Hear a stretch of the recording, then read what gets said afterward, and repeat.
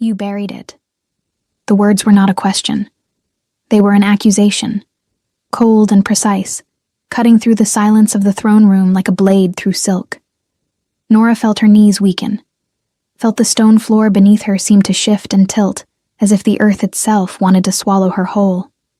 King Matthias Blackthorne stood before her, impossibly tall, impossibly still, holding the necklace she had sworn no one would ever find. The silver chain dangled from his fingers, catching the firelight, and the crescent moon pendant spun slowly, hypnotically, as if mocking every prayer she had whispered into the dirt 5 years ago when she buried it beneath the old oak tree. "I asked you a question, Omega." His voice dropped lower, and Nora felt it vibrate through her chest, felt it rattle against her ribs like a living thing trying to claw its way inside her. She could not look at him. She could not lift her eyes past the dark leather of his boots, past the hem of his black coat, that seemed to absorb all light and warmth from the room. "Yes." The word scraped out of her throat, raw and broken. "Yes, I buried it." The admission felt like stepping off a cliff, like that terrible moment between falling and hitting the ground when you know the impact will destroy you, but you are still, impossibly, alive. The Alpha King moved closer. Nora heard each footstep, measured and deliberate, and her wolf whimpered somewhere deep inside her chest, where it had been sleeping for so long she had almost forgotten it existed. Almost. She had spent 5 years being invisible, 5 years scrubbing floors and peeling vegetables in the palace kitchens, 5 years keeping her head down and her scent suppressed and her past buried so deep she sometimes believed her own lies.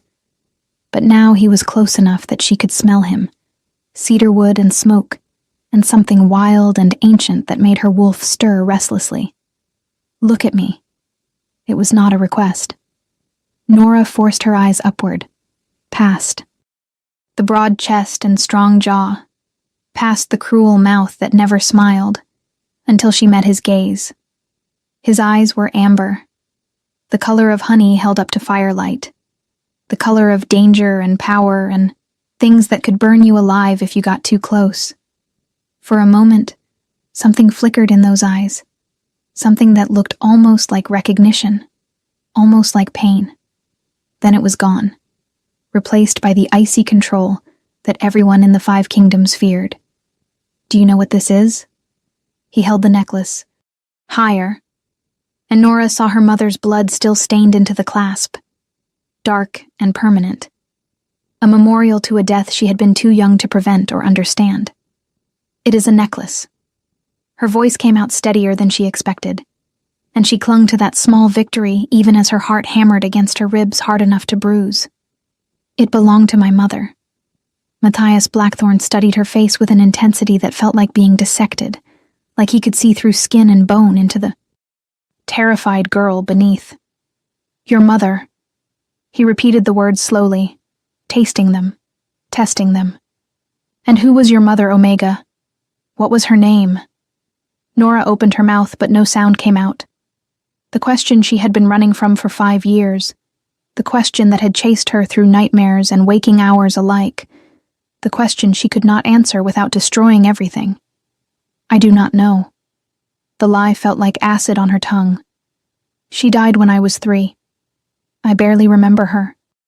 The king's jaw tightened, a muscle jumping beneath the skin, and Nora knew he did not believe her. Of course he did not believe her.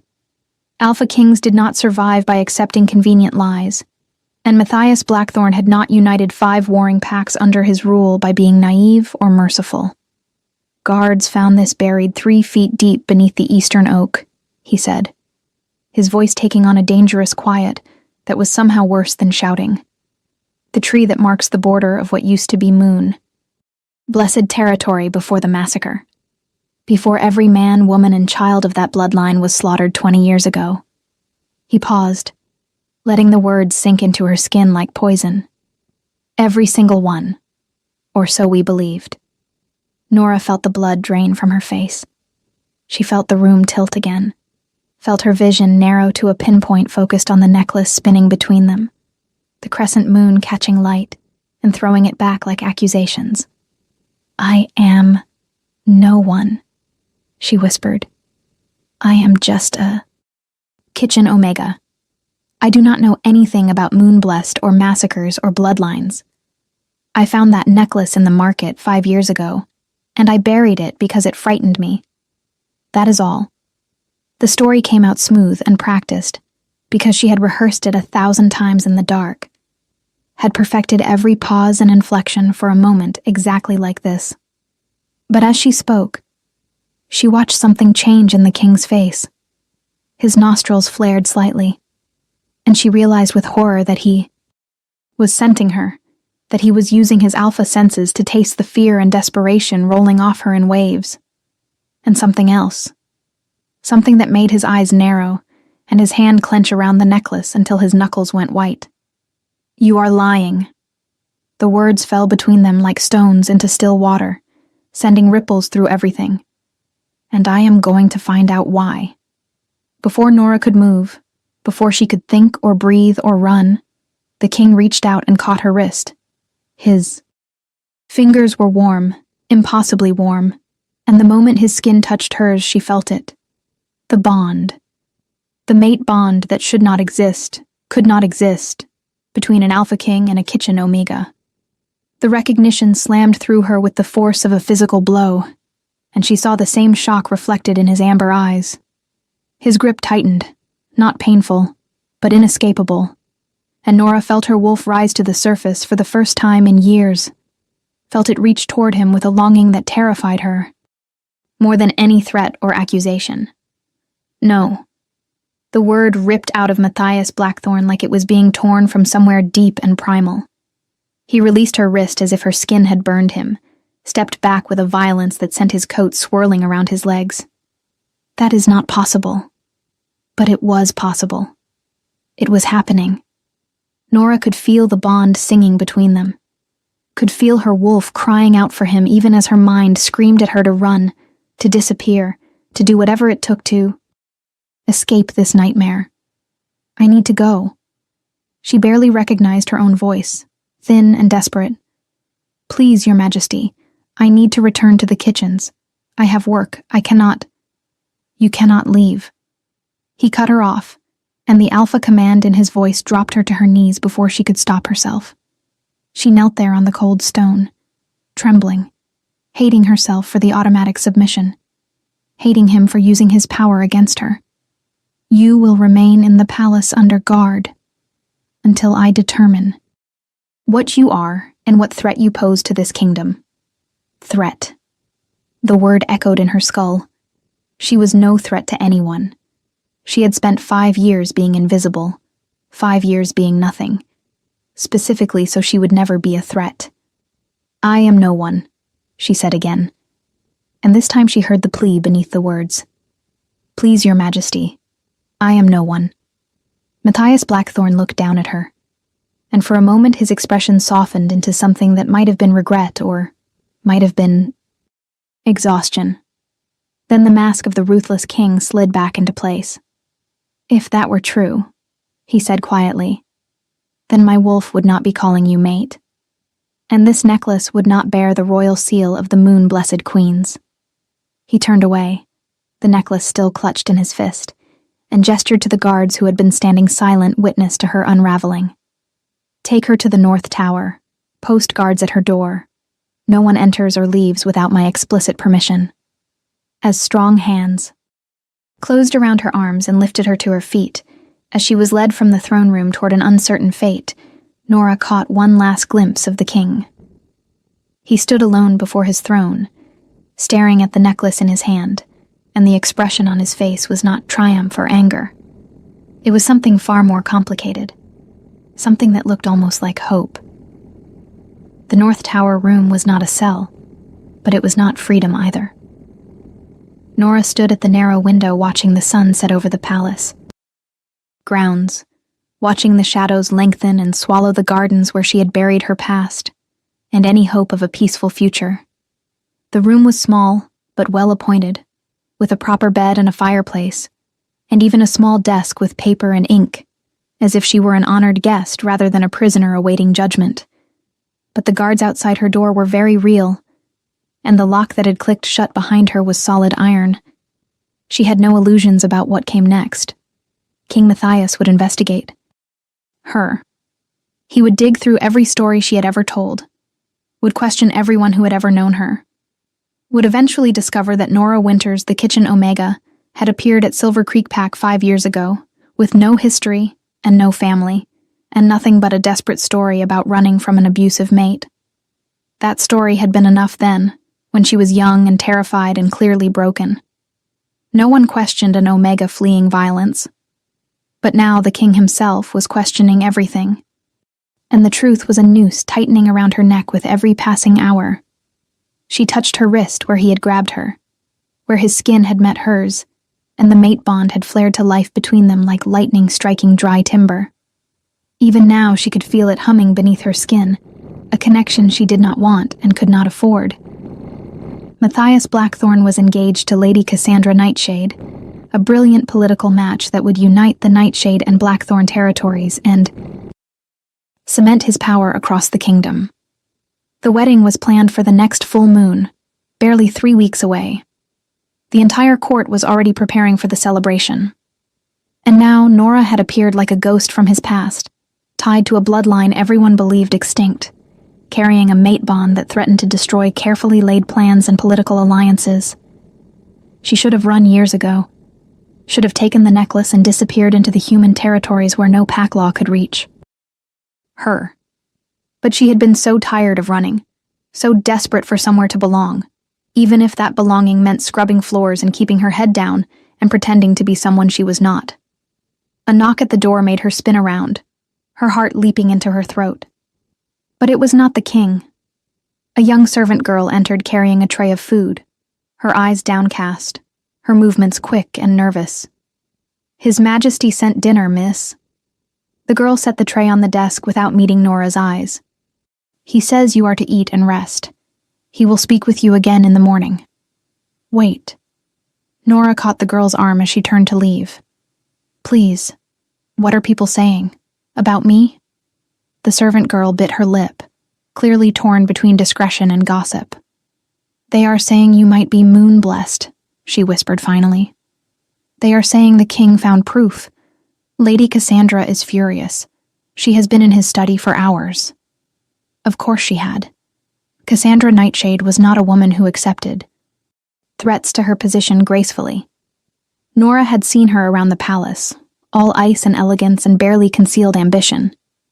She ruled the court with a combination of charm and calculated cruelty, and everyone knew she had been grooming herself to be queen since childhood. The discovery of a potential mate bond between the king and a Kitchen Omega would be more than an inconvenience.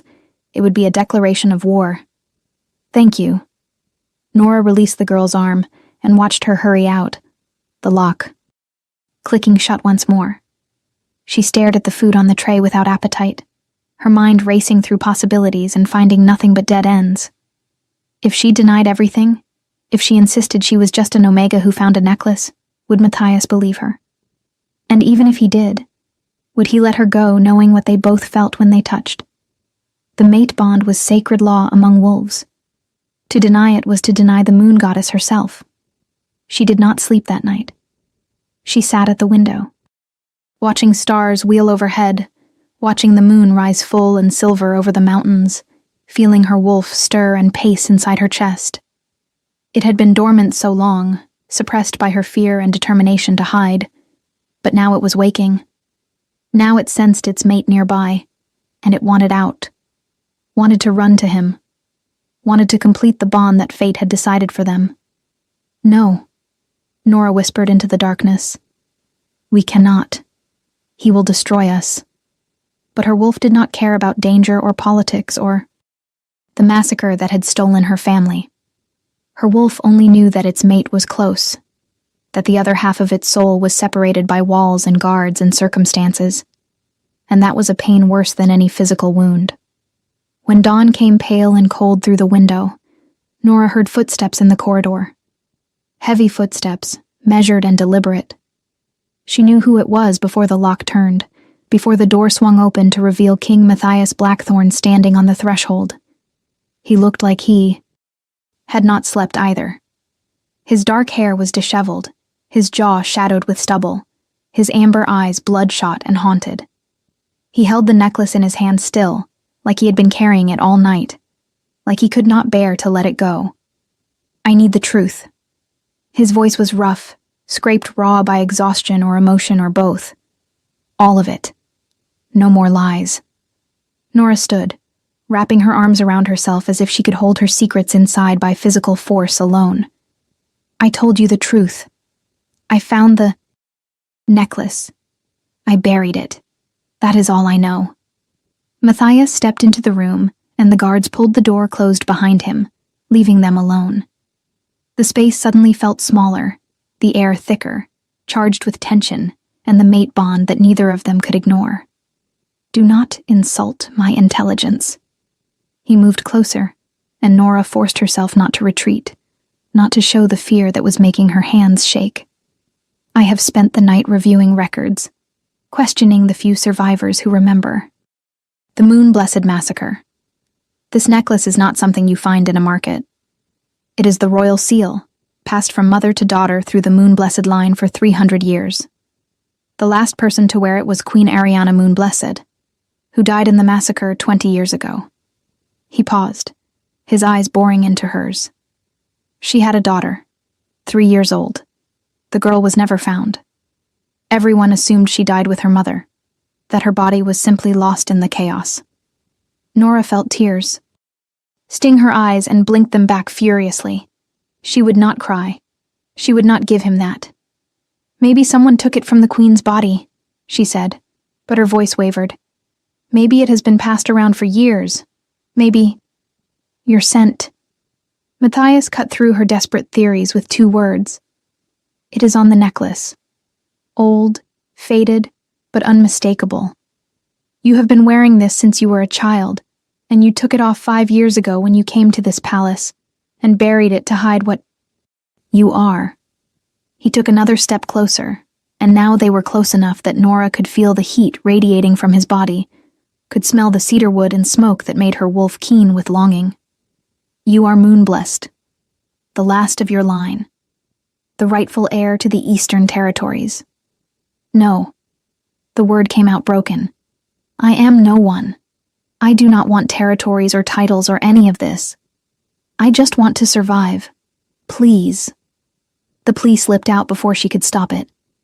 "Please, Your Majesty. Let me go. Forget you found the necklace. Marry Lady Cassandra and unite your kingdoms, and I will disappear. I am good at disappearing. You will never see me again." Something flashed across Matthias's face, something that looked like pain. "I cannot do that." "Why?" Nora's voice rose, desperation cracking through her careful control. "Why does it matter? The Moon-Blessed are gone. That bloodline ended 20 years ago. Let it stay dead. Because you are my mate." The words fell between them like a bomb exploding in slow motion. "Because the moment I touched you, I felt it. And I know you felt it too. Because the mate bond is sacred law, and to deny it would make me no better than the monsters who slaughtered your family." His voice dropped to something almost tender, almost vulnerable. "And because I have spent 20 years trying to atone for what happened to the moon, blessed, and I will not let the last survivor of that massacre disappear into nothing because acknowledging her existence is inconvenient." Nora stared at him, seeing him clearly for the first time, seeing past the cruel king reputation to the man beneath, the man who carried guilt like a physical weight, who looked at her with something that might have been hope if hope were not so dangerous. "You were there," she whispered. "During the massacre. You saw what happened." Matthias's jaw tightened. "I was 16. My father was fighting to unite the Pax under his rule, and he saw the Moon-Blessed as a threat to his power. Their magic was too strong, their influence too great. So he orchestrated their destruction and called it collateral damage of war." He looked away, staring at something Nora could not see, something in the past that still haunted him. "I tried to stop it. I was just a boy, but I tried. I got to your mother's chambers too late. She was already dying. But she made me promise to protect you if you were still alive, to keep the moon-blessed legacy safe. I searched for weeks, but I never found you. Eventually, I convinced myself you must have died too. The pain in his voice was real. Nora could feel it through the mate bond, could feel the years of guilt and grief he had carried. But sympathy was a luxury she could not afford. So, this is about your guilt, she said flatly. About redemption. I am not a person to you. I am a way to make yourself feel better about the past. No. The word came out sharp and fierce. Matthias closed the remaining distance between them and caught her, face in his hands, forcing her to meet his eyes. You are my mate. You are the woman my wolf has been searching for my entire life. The moon-blessed legacy is important, and the truth about the massacre needs to be revealed, but that is not why I cannot let you go. His thumbs brushed over her cheekbones, gentle despite his intensity. I cannot let you go because losing you would destroy me. The mate bond flared between them at his touch, stronger than before, nearly overwhelming. Nora felt her wolf surge up, felt it crying yes, yes, yes, even as her mind screamed warnings about danger and politics and the impossibility of this situation. You are engaged, she managed. In 3 weeks you marry Cassandra Nightshade. I will break the engagement.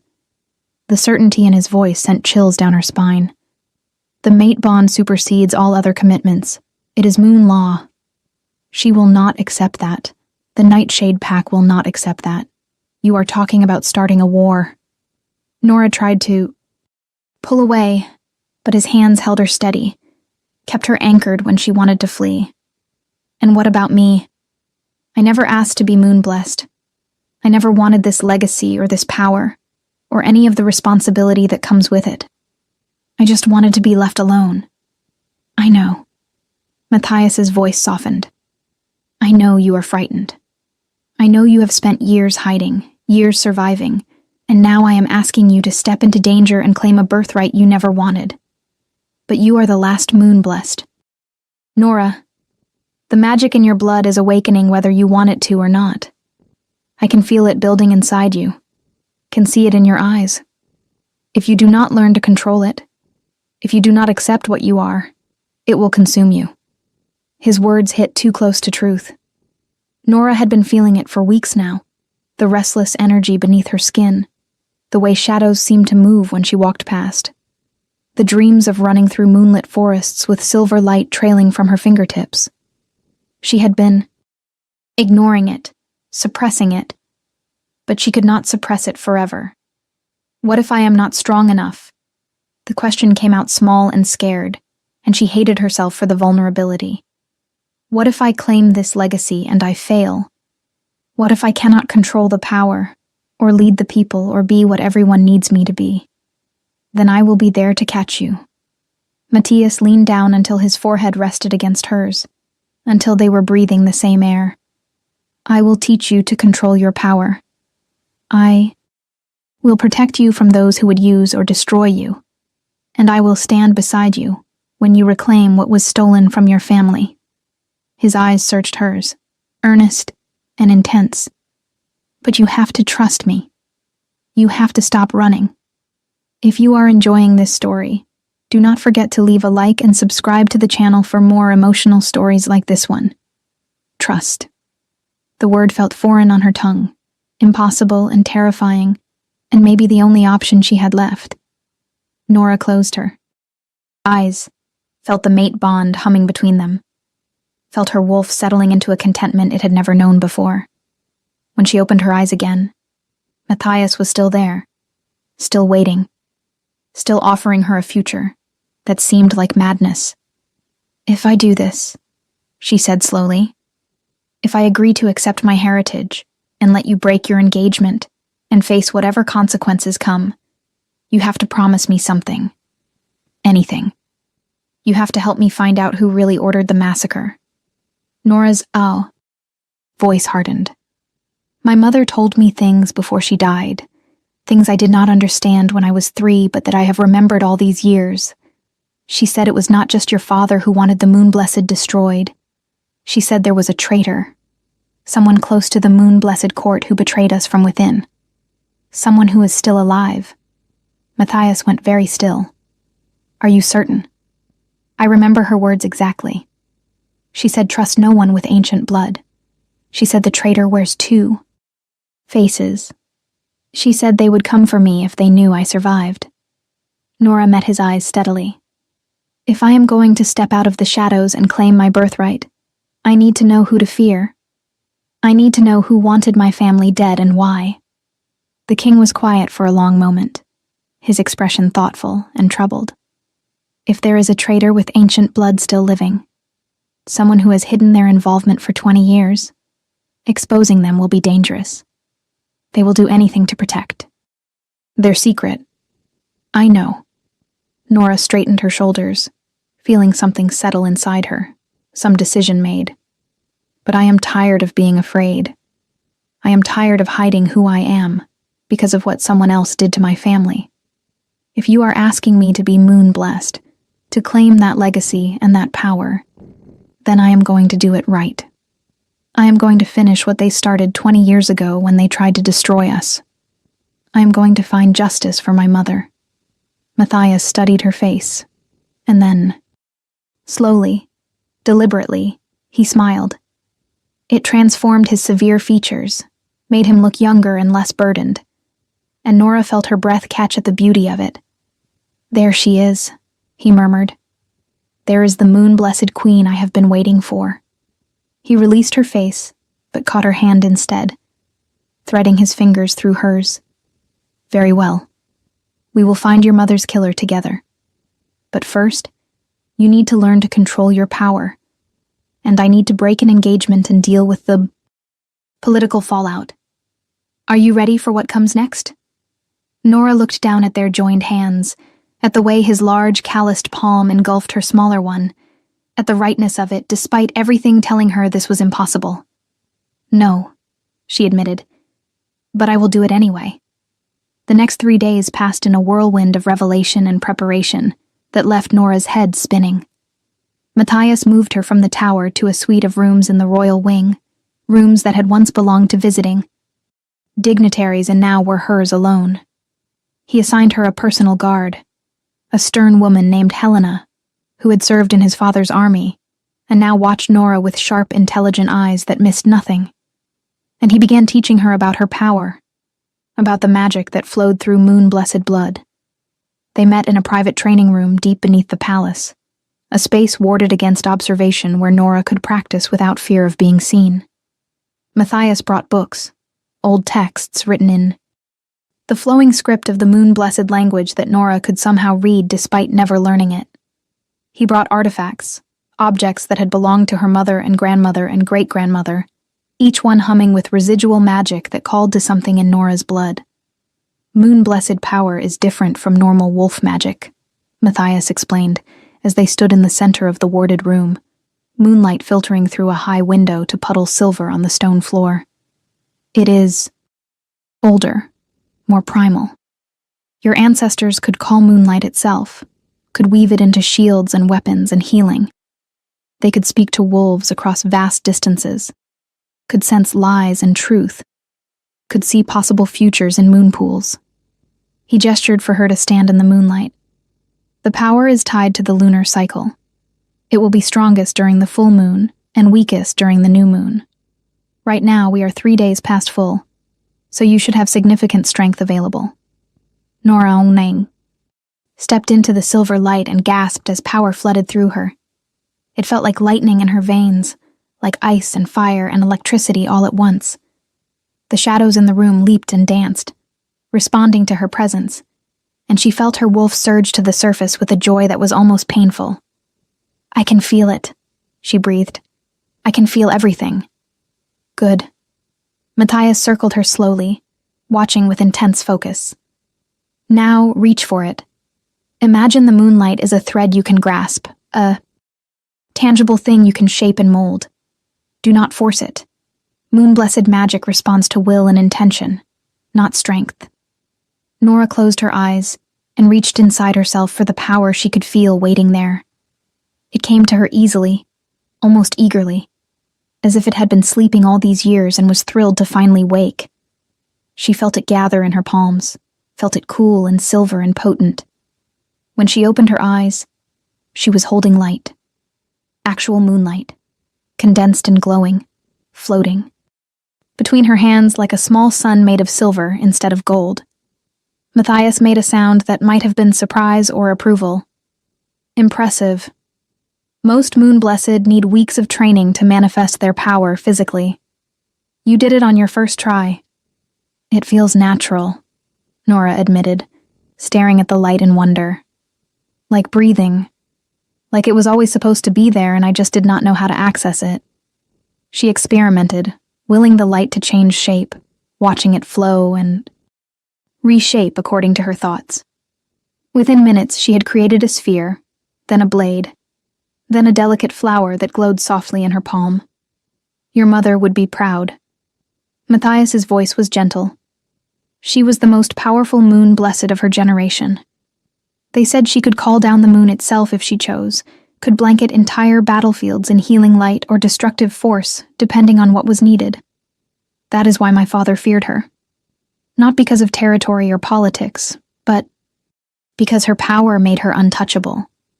Nora let the moonlight dissipate, feeling suddenly exhausted as the power drained back into the well inside her. Tell me about the massacre. I need to know what happened that night. Matthias was quiet for a long moment, his expression distant and troubled. My father sent his best warriors to the Moon-Blessed stronghold under the guise of a diplomatic visit. Your mother welcomed them because the Pax had been at peace for months. Because she believed the treaties would hold. But it was a trap. At midnight, when the full moon was highest, my father's men attacked. His voice went flat, emotionless, the only way he could tell the story. They killed everyone they could find, used silver and fire because those are the only things that can truly kill a Moon-Blessed. The stronghold burned for 3 days. By the time I arrived with reinforcements, there was nothing left but ash and bodies. How did I survive? Nora asked, though she already knew. Part of the answer. Your mother. Matthias met her eyes. When I found her, she was barely alive, but she had hidden you somewhere with magic. She would not tell me where, would not risk my father discovering your location if he questioned me. She just made me promise to protect you if you appeared, and then she died. He paused. I found her necklace in the rubble weeks later. I kept it all these years, hoping someday I would find you and return it. I never imagined I would find you working in my own palace kitchens. Nora touched her chest where the necklace now hung, Matthias having returned it to her the day before. The weight of it felt right. Felt like reclaiming a piece of herself she had lost. Someone must have taken me away before the attack started, she said slowly. Someone who knew what was coming. That is the only explanation. Which supports your mother's claim about a traitor. Matthias began pacing, his tactical mind clearly working through possibilities. Someone. With inside knowledge of Moon-Blessed defenses. Someone your mother trusted enough to have access to you. Someone who could have spirited you away without being questioned. And someone who has spent 20 years believing I was dead, Nora added. If they discover I am alive, I become a threat to whatever they gained from the massacre. Which is why we need to be careful about revealing your identity. Matthias stopped pacing and turned to her. The court does not know yet who you really are. They know I found something significant, know I have moved you to the royal wing, but I have not made any official announcements. That gives us time to investigate without alerting the traitor to your survival. But you still need to break your engagement to Cassandra. Nora felt her stomach tighten at the thought. She will demand explanations. The court will demand explanations. How do you plan to handle that? Matthias's expression went grim. I am meeting with Cassandra tonight to end the engagement. It will not be pleasant, but the mate bond gives me unassailable grounds. Even the Nightshade Pack cannot argue with Moon Law. She will hate me. She already hates you. His lips quirked in something that was not quite a smile. Cassandra is many things, but she is not stupid. The moment I moved you from the tower to the royal wing, she understood what you mean to me. Right now she is trying to find leverage, some way to force me to honor our agreement despite the mate bond. She will fail, but she will make the attempt. And what about the wedding? Nora asked.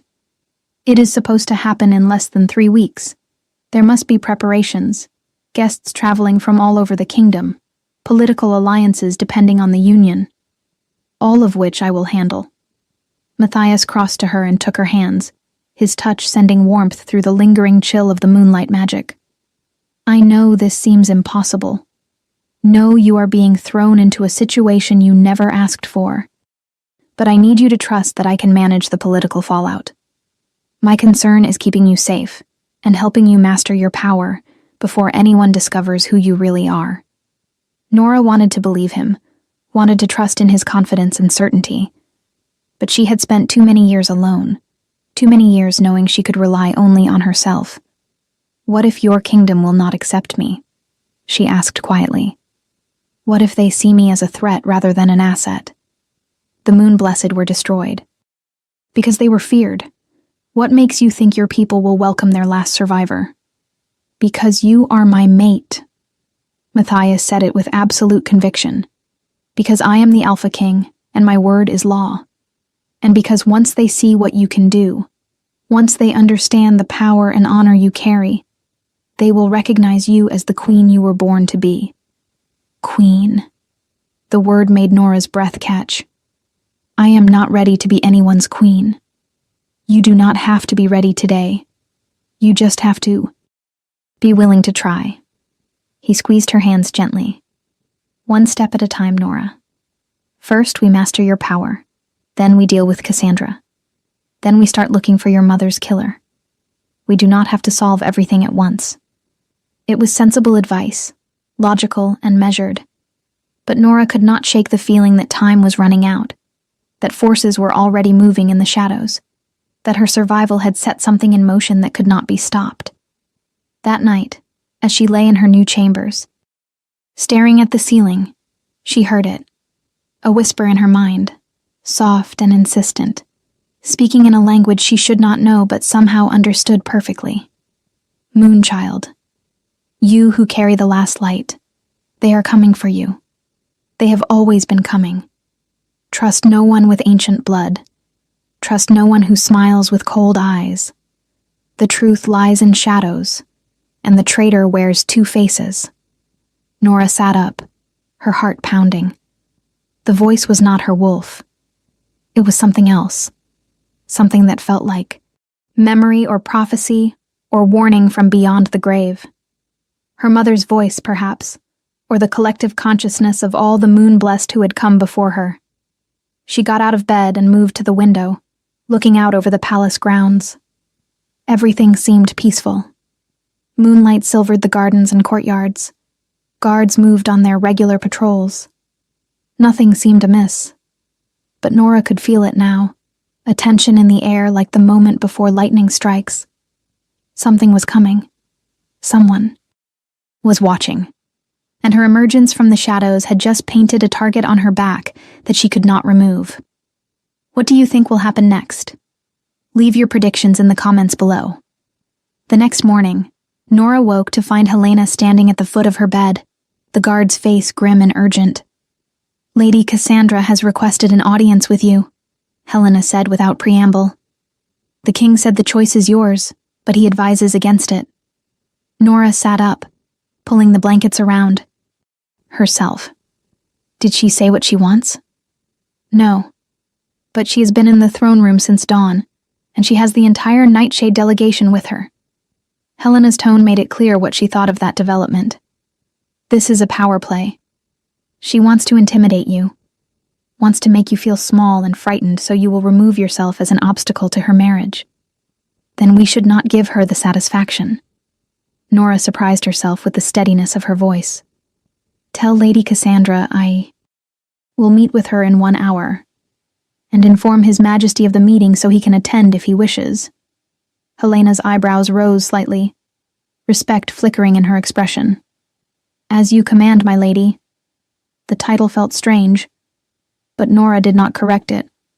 If she was going to do this, If she was going to step into the role Matthias and fate had thrust upon her, she needed to start acting like someone worth respecting.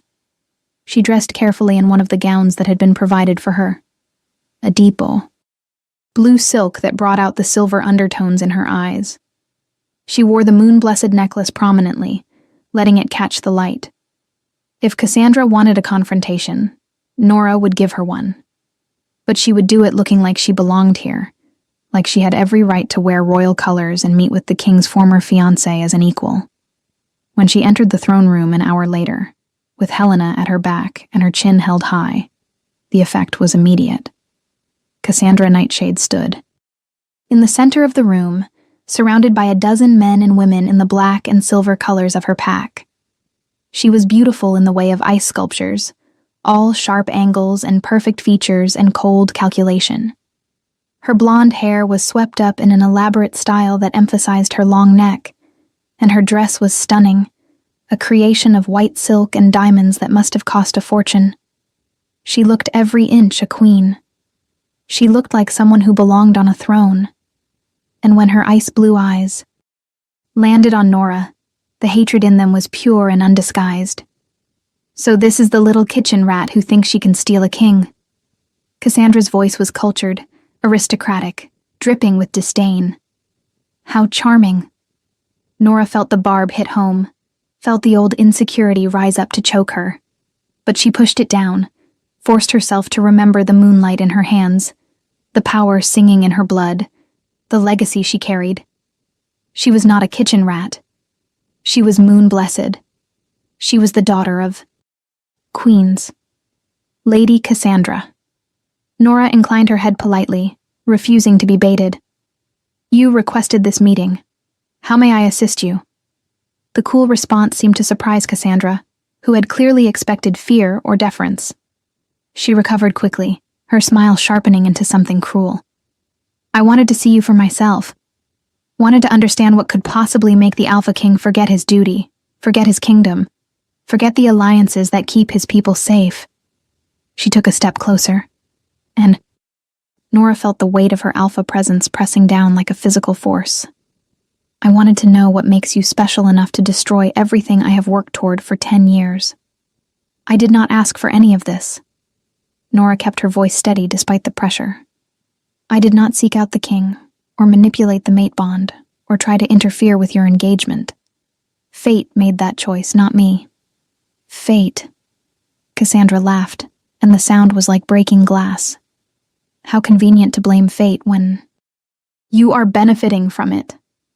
Tell me, rat, did fate also guide you to bury a royal artifact? Did fate teach you to hide your true nature while working in the palace kitchens? Or was that just strategy? The accusation hung in the air, dangerous and barbed. Nora felt the Nightshade delegation watching her with predatory interest, felt them judging and measuring and finding her wanting. I buried the necklace to survive, Nora said quietly. I was a child when the moon-blessed were massacred. I was alone and frightened, and I knew that revealing my heritage would only get me killed. So I hid. I survived. I am not going to apologize for that. Moon-blessed. Cassandra practically spat the words. You dare claim that bloodline? You dare stand here wearing that necklace as if you have any right to it? She moved closer still, and now they were only a few feet apart, close enough that Nora could see the fury and fear warring in her eyes. The moon-blessed are dead. That power is gone. Whatever. You think you are. Whatever you think you can offer the king, it is nothing compared to the real alliance I represent. I am Nightshade nobility. I command armies. I bring wealth and territory and connections that span the 5 kingdoms. What do you bring? Memories of a dead bloodline and a convenient mate bond? The door to the throne room opened before Nora could respond, and King Matthias entered with a presence that filled the space like thunder rolling across mountains. He took in the scene. With one sweep of his amber eyes, his expression darkening when he saw how close Cassandra stood to Nora, how aggressive her posture was. That is enough. His voice carried the weight of absolute authority, the alpha command that could drop wolves to their knees. You will step away from her, Cassandra. Now. Cassandra turned to face him, and her beautiful face twisted with betrayal and rage. How can you do this? How can you throw away everything we planned, everything we built together for some Omega pretending to be special? She is not pretending. Matthias crossed to stand beside Nora, and his proximity made the mate bond flare to life between them, visible to everyone in the room as a shimmer of silver light. She is moon-blessed, the last of that bloodline, and she is my mate. Those two facts make her not only special, but essential. Our engagement is over, Cassandra. I am sorry, but that is the reality we must all accept. No. The word came out raw and broken. Cassandra stood frozen, staring at Matthias like she could not quite believe what she was hearing. No, you do not get to do this. We have an agreement, a contract signed by both our packs. You cannot just walk away because you felt a mate bond with some random Omega. The mate bond supersedes all contracts. Matthias's voice gentled slightly, showing compassion even as he delivered the final blow. You know this. It is moon law, sacred and unbreakable. I did not choose this, did not plan it, but I cannot deny what fate has given me. I will honor our alliance in other ways, will ensure the Nightshade Pack loses nothing by this change, but I cannot marry you. Not when my mate stands before me. Cassandra looked between them, her chest heaving, tears gathering in her eyes, though her pride would not let them fall. I have given you 10 years, she whispered. 10 years of my life preparing to be your queen, and you are throwing it away for her? She pointed at Nora with a trembling hand. For some girl who does not even know who she is, who has been hiding in your kitchens like a coward while I was building alliances and managing your court. I am sorry. Matthias said it with sincerity, and Nora could feel his genuine regret through the mate bond. I truly am. You would have made an excellent queen, but you are not my mate. She is, and I cannot change that any more than I can change the phases of the moon. The silence that followed was devastating. Nora watched emotions flash. Across Cassandra's face, grief, fury, humiliation, calculation, each one there and gone in seconds as she processed the destruction of her carefully laid plans. When Cassandra finally spoke again, her voice was cold and controlled, all emotion locked away behind perfect aristocratic composure. Very well. If this is your choice, then I will respect it. But understand, Your Majesty, that the Nightshade Pack will not forget this insult. You have made an enemy today, and we have long memories. She turned to her delegation. We are leaving. There is nothing for us here anymore. As the Nightshade group swept toward the door, Cassandra paused beside Nora. She leaned in close enough that only Nora could hear her whisper. If you think you have won, little rat, you are even more naive than I thought. There are things happening in this palace that you cannot begin to understand. Secrets that will destroy you if you are not careful. Watch your back, and watch who you trust. Not everyone wants the moon blessed to return. Then she was gone, her delegation flowing out behind her like a dark tide, leaving Nora standing in the throne room with her heart pounding, and Cassandra's warning echoing in her mind. Matthias touched her elbow gently. Are you all right? Nora nodded, not trusting her voice. She kept thinking about what Cassandra had said, about secrets and danger, and not everyone wanting the moon blessed to return. It could have been empty threats, the bitter words of a woman whose future had just been ripped away. But something in Cassandra's eyes had looked almost like genuine warning, like she knew something Nora needed to know. She is angry, Matthias said, misreading her silence. But she will accept it eventually. The Nightshade Pack is pragmatic. They will find another alliance, another way to strengthen their position. This is politics, and politicians always adapt. It is not just politics to her. Nora finally found her voice. She loved you. Or at least she loved the idea of being your queen. We just destroyed her life's work in front of her entire delegation. She will not forgive that easily. I know. Matthias's expression was troubled. But what would you have me do? Deny the mate bond? Marry her anyway and keep you hidden like some shameful secret? That is not how I operate, Nora.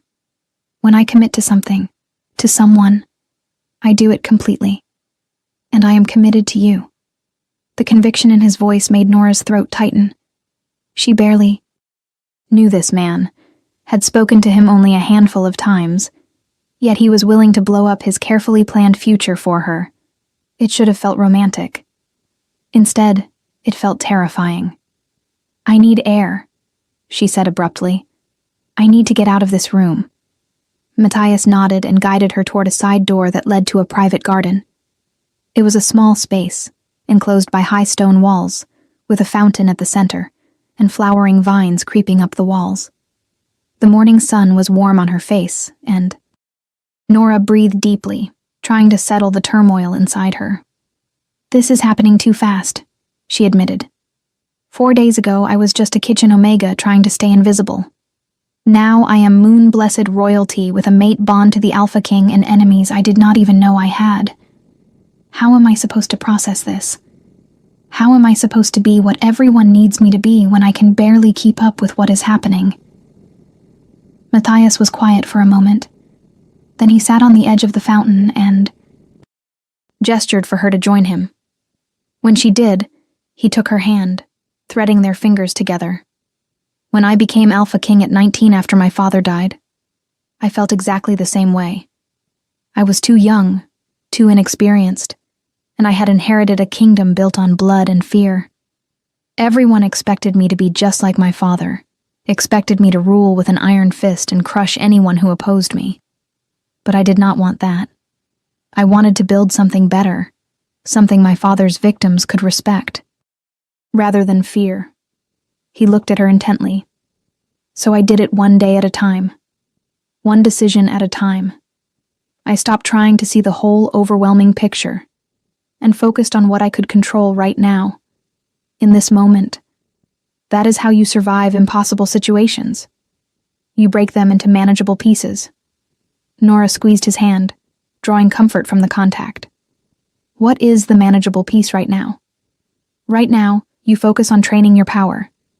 Let me handle the politics, the court intrigue, the fallout from Cassandra.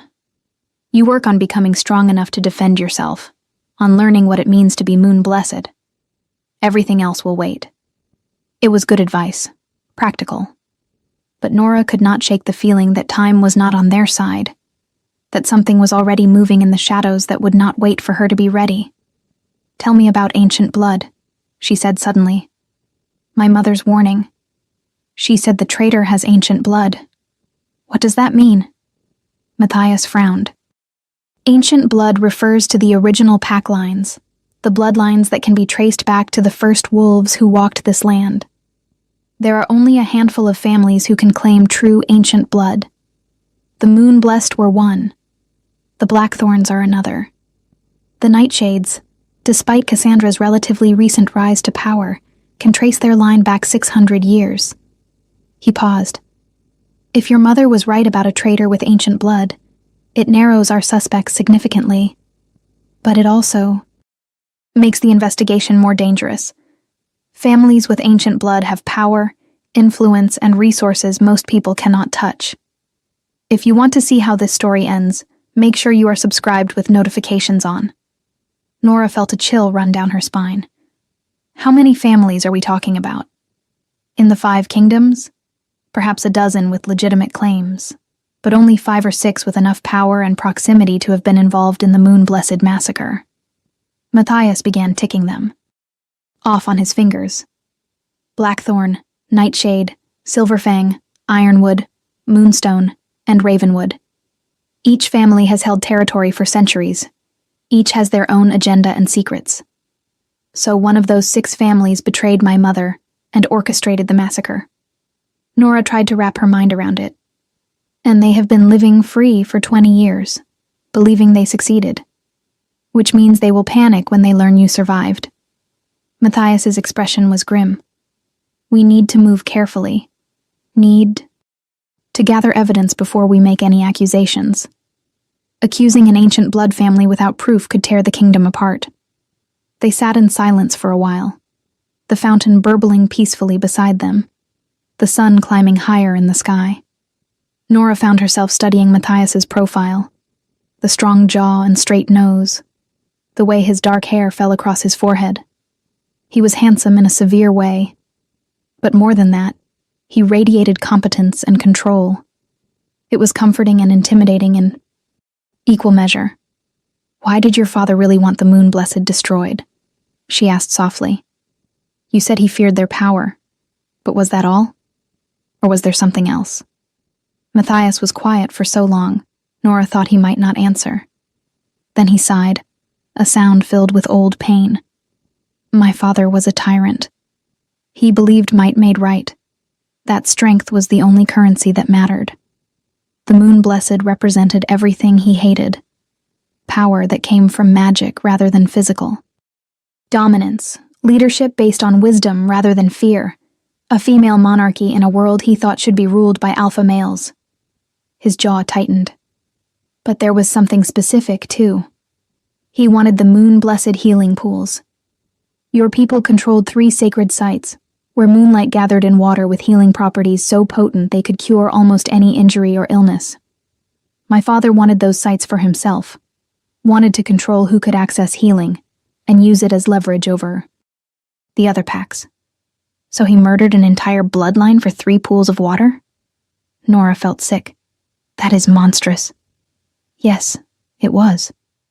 Matthias met her eyes. My father was many terrible things, and his greatest crime was not the massacre itself, but the fact that he felt no remorse afterward. He celebrated it as a strategic victory, as one less rival to his power. That is when I started planning to take his throne. I knew I could not let him rule any longer, could not let his cruelty define what it meant to be Alpha King. What happened to him? Nora realized she had never asked how Matthias became king, had simply assumed his father died of natural causes. Matthias's expression went carefully blank. He was killed in a hunting accident when I was 19, a tragic arrow to the chest during a boar hunt. Very unfortunate. The way he said it, the precise tone and careful phrasing, made Nora understand. You killed him. It was not a question. I challenged him according to pack law. But my father would never have accepted a legitimate challenge because he knew he was getting old, knew his strength was fading.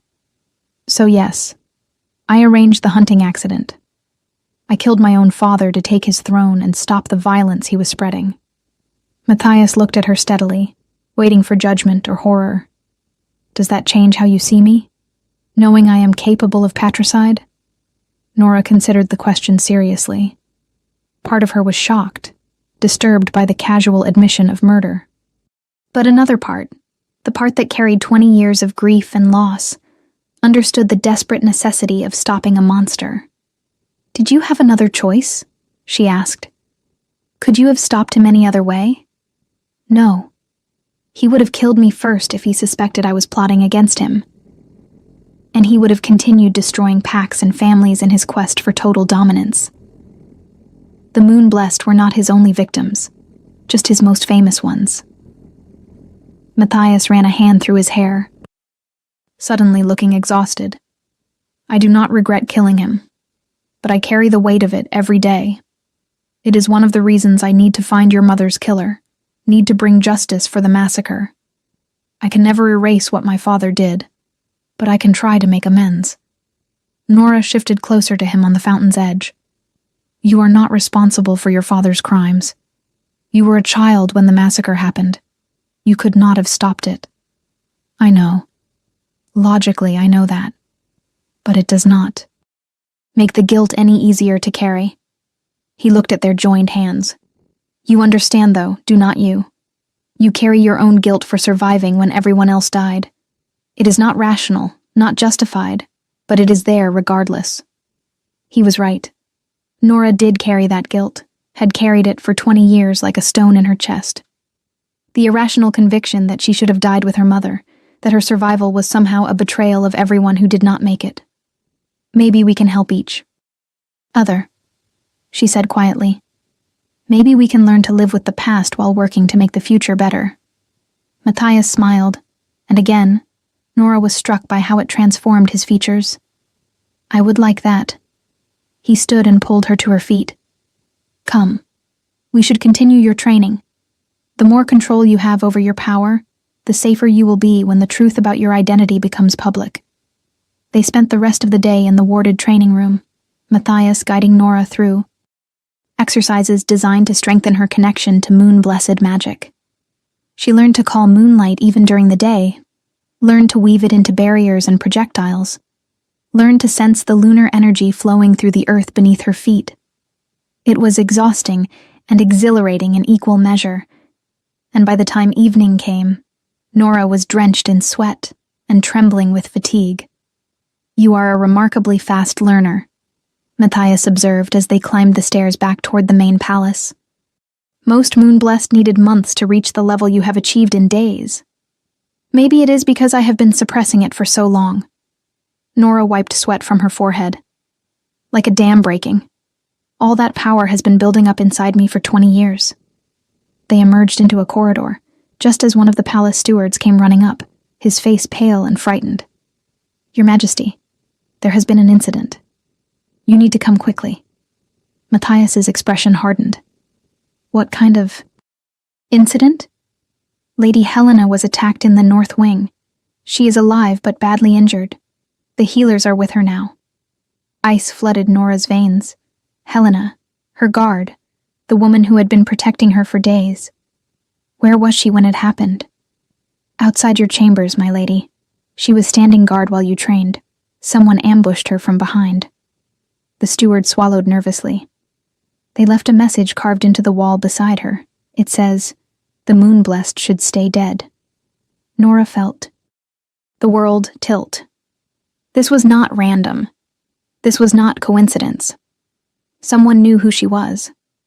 Someone knew she was Moonblessed. And they had just declared war. Matthias grabbed her arm, his grip tight enough to bruise. We are going to your chambers. Stay close to me and do not touch anything. They ran through the palace corridors, guards falling in around them, until they reached the North Wing, where Nora's rooms were located. Helena lay on the floor in a pool of blood, healers working frantically over her unconscious form. And there on the wall, carved deep into the stone with something sharp and silver, were the words the steward had described. The Moonblessed should stay dead. But that was not all. Beneath those words was a symbol, ancient and unmistakable. A crescent moon pierced by a sword. The mark of the Moonstone family, one of the 6 ancient bloodlines Matthias had named. No, Matthias breathed. It cannot be them. But the evidence was literally carved into his palace walls. Someone from the Moonstone family had just tried to kill Helena as a warning to Nora. Someone with ancient blood, just as her mother had predicted. The traitor had revealed themselves, and the hunt had officially begun. Nora stood frozen, staring at the symbol carved into the stone, feeling her world narrow to that single point of focus. The Moonstone family. Ancient blood. The mark left deliberately, arrogantly, as if daring someone to act on the information. Why would they reveal themselves? Like this? She asked, her voice sounding distant to her own ears. It makes no sense. If they wanted me dead, why not just kill me? Why leave evidence? Matthias was already issuing orders to the guards surrounding them, his voice clipped and precise. Lock down the palace. No one enters or leaves without my explicit permission. I want every member of the Moonstone delegation questioned and accounted for. And I want a full security detail on Lady Nora at all times. He turned to her, his amber eyes fierce. This is a message, but not the one you think. This is someone telling us they are powerful enough to strike at the heart of my palace and arrogant enough to mark their work. They are not afraid of being discovered because they believe they are untouchable. The Moonstones have been your allies for years, one of the senior guards pointed out. Lord Damien Moonstone himself attended your coronation. His daughter Lyanna serves on your council. Surely you do not believe they would betray you this openly? I do not know what to believe yet. Matthias's jaw was tight with barely contained rage. But someone used their symbol, which means either the moonstones are responsible or someone is trying to frame them. Either way, we investigate thoroughly before we make accusations. He looked down at Helena, who the healers were now carefully moving onto a stretcher. How bad is she? The head healer, an elderly woman named Mira, shook her head grimly. Silver poisoning. Deep. Cuts laced with silver dust. She will survive, but her wolf may be permanently damaged.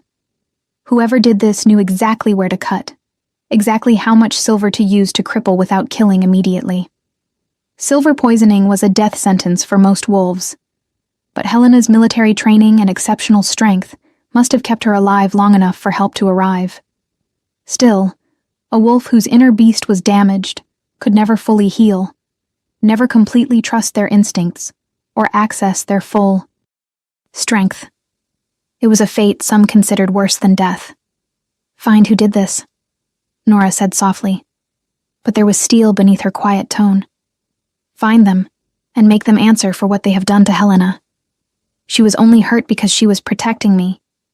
This is my fault. No. Matthias caught her face in his hands, forcing her to meet his eyes. This is the fault of whoever wielded that blade. Do not take their guilt onto yourself. Helena knew the risks when she accepted the position as your guard. She chose to protect you, and she would be furious if you dishonored her choice by claiming responsibility for someone else's violence. He was right, but it did not make the guilt any lighter. Nora pulled away and walked to the wall, studying the carved symbol more closely. The crescent moon was rendered in perfect detail, every curve precise. The sword piercing through its center positioned with artistic skill. Whoever had carved this was no amateur. This was done slowly. She murmured, "Not in a rush. Look at the depth and consistency of the lines. Someone stood here for minutes, possibly longer, carefully creating this symbol while Helena bled out beside them." She looked back at Matthias. They wanted us to see their work, wanted us to appreciate the craft of it. Matthias moved to stand beside her, examining the carving with a critical eye. You are right. This was not a heat-of-the-moment decision. This was planned, executed with precision, which means the attack on Helena was never meant to kill. It was meant to deliver a message. What message? Nora turned to face him. That the Moon-Blessed should stay dead? We already knew someone wanted that. Why reveal themselves now, after successfully hiding for 20 years? Because you stopped hiding. The answer came from the doorway. Nora spun to see a woman standing there, tall and elegant, with silver-streaked black hair and eyes the exact color of moonstone, pale gray with hints of iridescent blue. She wore the formal robes of the Moonstone family, and her presence carried the weight of ancient power. Lady Lyanna. Matthias acknowledged her with a slight nod, though his body remained tense, ready for threat. This is not a good time. I imagine not, considering someone has carved my family's symbol into your palace walls as part of a threat. Lyanna Moonstone moved into the room with fluid grace, her gaze sweeping over the scene before landing on Nora. You must be the girl everyone is whispering about, the one who has thrown the court into chaos. I am Nora. She lifted her chin, refusing to be intimidated even as she felt the power radiating from this woman. Ancient blood, her mother's voice whispered in her memory. Trust no one with ancient blood. I did not ask for any of this chaos. Few of us ask for the roles fate assigns. Lyanna's expression was unreadable. But we play them regardless. I heard rumors that you might be moon-blessed. Looking at you now, I see those. Rumors are true. You have the eyes. That particular shade of silver is unique to that bloodline. And your family's symbol is carved into my wall beside a warning that my bloodline should stay dead. Nora kept her voice even, despite the fear coiling in her stomach. Forgive me if I am not inclined to trust anything you say right now, Lady Lyanna. The older woman's lips quirked in something that might have been respect, or might have been amusement. Fair enough. But consider this. If I wanted you dead, you would be dead. I am one of the most powerful magic users in the 5 kingdoms, second only to what the Moon-Blessed could achieve at their height. If I had attacked your guard, she would not have survived long enough for healers to arrive, and I certainly would not have left my family's symbol as evidence. She gestured at the wall dismissively. This is amateur hour. Someone trying to frame the Moonstones, or someone pretending to be Moonstone who lacks the skill to properly replicate our work. How do we know you are not lying? Matthias asked bluntly. How do we know this is not exactly what you want us to think while you cover your tracks? Liana turned her full attention to the king, and Nora felt the temperature in the room drop several degrees. Because, Your Majesty, my family has been loyal to the Blackthorn throne for 300 years.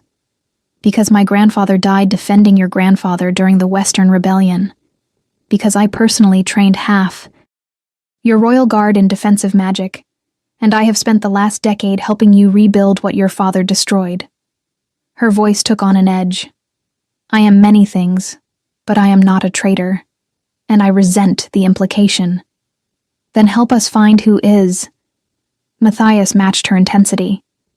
If someone is using your family's symbol, if someone is trying to frame you or simply steal your identity for their own purposes, you should want them caught as much as we do. Liana was silent for a long moment, her moonstone eyes distant and calculating. Then she nodded slowly. Very well. I will conduct my own investigation within the Moonstone delegation. If one of my people has gone rogue, I will find them. And if this is an outsider using our symbol, I will help you identify them. She looked at Nora again, and this time there was something almost like sadness in her expression. The Moon-Blessed and the Moonstones were allies once, you know. Before the massacre. Our families shared magic theory and research, worked together to strengthen the lunar connection all wolves carry. My mother was devastated when your people were destroyed. She spent years trying to find survivors, trying to preserve what knowledge she could of their traditions. If your family was such good friends with the Moon-Blessed, where were you when they needed help? The question came out harsher than Nora intended, but she did not take it back. Where were the Moonstones when my family was being slaughtered? Pain flashed across Liana's face. We did not know until it was too late. By the time word reached us, the stronghold had already fallen, and the survivors scattered. My mother searched for years, but she never found anyone. She died believing the entire Moon-Blessed line was extinct. Liana took a step closer, and Nora forced herself not to retreat. If you are truly the last of that bloodline, then I owe you a debt my family has carried for 20 years.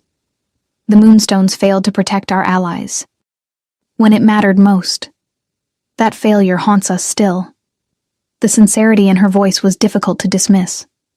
Nora wanted to believe everyone was an enemy, wanted to paint the world in simple blacks and whites where she knew who to trust and who to fear. But Liana Moonstone was complicated, and complexity made everything harder. I need time to think, Nora said finally.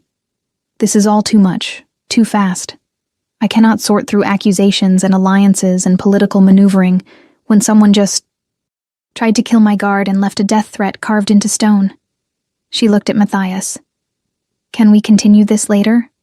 Please? He nodded immediately. Of course. Lady Liana, I trust you will begin your investigation. If you discover anything relevant, report directly to me. No intermediaries, no delays. Understood, Your Majesty.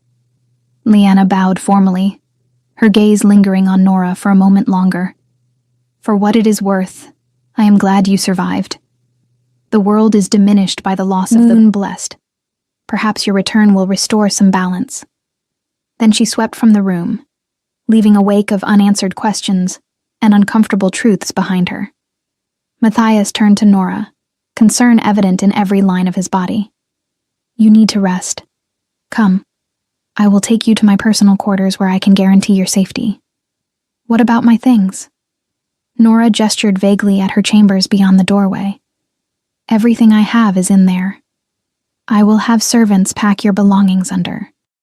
Heavy guard, and move everything to my wing. You are not setting foot in these rooms again until we know exactly what happened here and who is responsible. He offered his arm. Come. You look ready to collapse, and we still need to discuss our next steps. Nora let him guide her through the palace, too tired and overwhelmed to argue.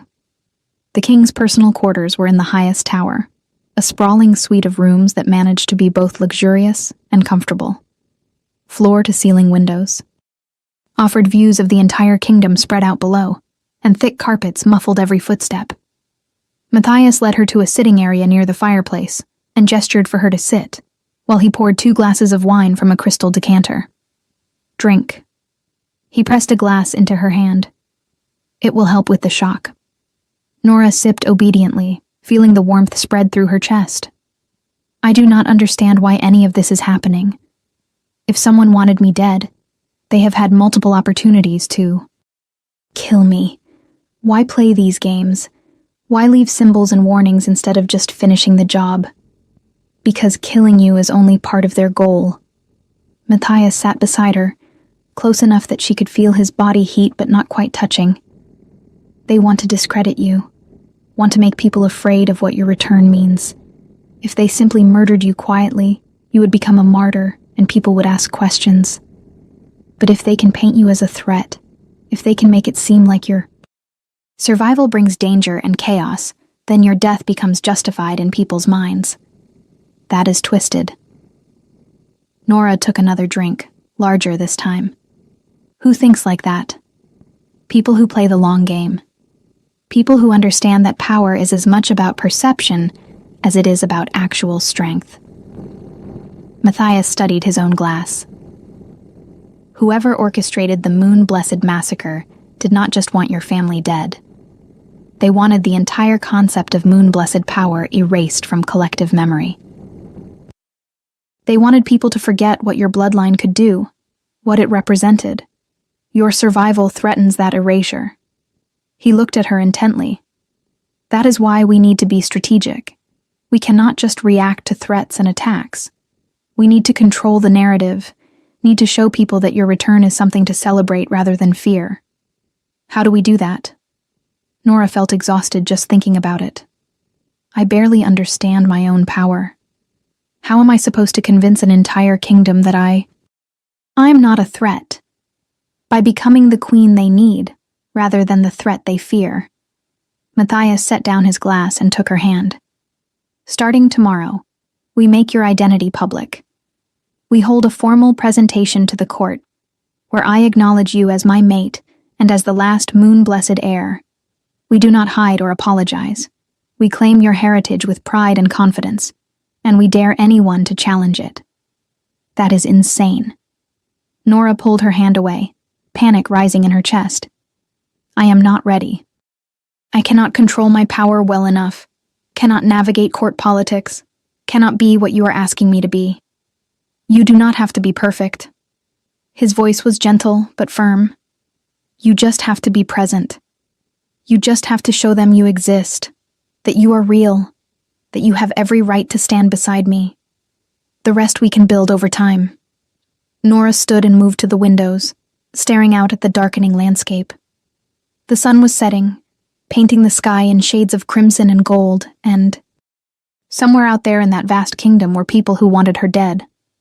People who had murdered her family and would not hesitate to finish what they started. I am scared, she admitted quietly.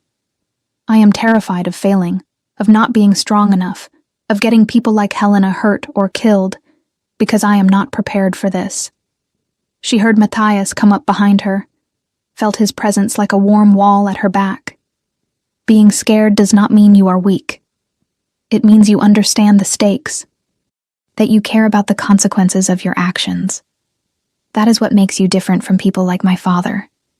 People who saw power as an end rather than a responsibility. His hand settled on her shoulders, gentle and grounding. I know I am asking too much too quickly. I know this is unfair and overwhelming, and you did not choose any of it. But Nora, you are the last moon blessed. That means something. Not just historically, but spiritually. Your people had magic that could heal and protect and bring light to dark places. The world needs that again. I believe you can be that. Nora closed her eyes, feeling tears threaten. She wanted to believe him, wanted to trust that she could become something worthy of the legacy she carried. But belief and reality were two different things, and the gap between them felt insurmountable. What if the person who carved that symbol is right? She whispered. What if the moon blessed should stay dead? What if bringing that power back into the world causes more harm than good? Then we deal with those consequences together. Matthias turned her to face him, his amber eyes intense and unwavering. But I do not believe that. I have seen what you can do with moonlight, seen the purity and beauty of your magic. That is not something to be feared. That is something to be celebrated and protected and allowed to flourish. He cupped her face in his hands. I know you are scared, but I am here. I am not going anywhere, and I will help you through this every step of the way. You do not have to be strong alone anymore. The mate bond flared between them at his words, and Nora felt her wolf rising to meet his, felt the rightness of his promise even through her fear and doubt. She had spent so many years alone, so many years trusting no one, that the idea of actually relying on someone else felt foreign and dangerous. But maybe that was the point. Maybe strength was not about doing everything yourself. Maybe it was about knowing when to accept help. Tomorrow, she said finally. We make the announcement tomorrow. But tonight I need to rest. Need to process everything that has happened. Can we just exist for a few hours without politics or threats or destiny? Matthias smiled, and it was softer than she had ever seen from him. We can do that. He guided her to a comfortable chair and built up the fire while Nora curled into the cushions and tried to quiet her racing mind. They did not talk much after that, just sat, together in companionable silence, while the sky darkened and stars began to appear. At some point, servants brought food which they picked at without much appetite. At another point, a guard knocked to report that Helena was stable and healing, that she had even regained consciousness briefly, to insist she would return to duty as soon as possible. And through it all, Nora felt the mate bond humming between her and Matthias, a connection that grew stronger with each passing hour. It should have felt invasive, this link to someone she barely knew. Instead, it felt like coming home, like finding a piece of herself she had not known was missing. Dangerous thoughts. Those thoughts that could get her heart broken or worse if she was not careful. When she finally fell asleep in the chair, too exhausted to make it to a proper bed, Matthias covered her with a soft blanket and took up guard himself by the door. His last thought before exhaustion claimed him too was a prayer to the moon goddess, that he could keep his promises, that he could protect this woman who had appeared in his life like a gift and a challenge combined. The morning came too quickly, and with it the reality of what they had committed to. Matthias woke before dawn and sent word throughout the palace that there would be a formal court gathering at midday. Mandatory attendance for all nobility currently in residence, all council members, all family heads with ancient blood. The announcement would be made public and official, leaving no room for doubt or speculation. Nora spent the morning being prepared by a small army of servants who treated her with a deference that felt surreal. They dressed her in a gown of deep midnight blue silk that seemed to shimmer with captured starlight. They arranged her hair in an elaborate style that was both elegant and practical, woven through with silver threads that caught the light. And they hung the moon-blessed necklace prominently at her throat, the crescent moon, pendant resting just above her heart. When Nora looked at herself in the mirror, she barely recognized the woman staring back. This was not the kitchen Omega who had scrubbed floors and kept her head down. This was someone who looked like she belonged in a palace, like she could stand beside a king and not seem out of place. Beautiful.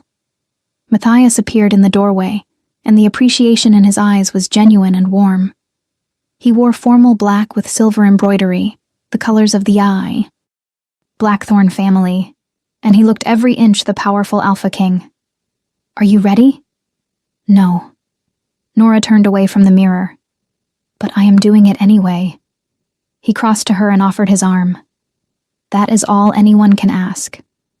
They walked through the palace together, guards falling in around them in a protective formation, until they reached the great hall where the court was assembled. The massive room was packed with nobility, council members, pack representatives, and curious onlookers who had heard rumors and wanted to see the truth for themselves. The conversations died instantly when Matthias and Nora appeared at the entrance. If this story touched your heart, share it with someone who loves epic romance. Tell me in the comments, did you see this ending coming? Matthias led Nora to the raised platform at the front of the room where two thrones sat side by side. The smaller one had been empty for years, waiting for a queen who had never materialized. Now Matthias gestured for Nora to sit in it, a public claiming that sent gasps rippling through the assembled crowd. He remained standing, his presence commanding absolute attention as he addressed his court. I have called you here today to make an announcement that will change the future of our kingdom. Some of you have heard rumors about a young woman I recently discovered working in the palace.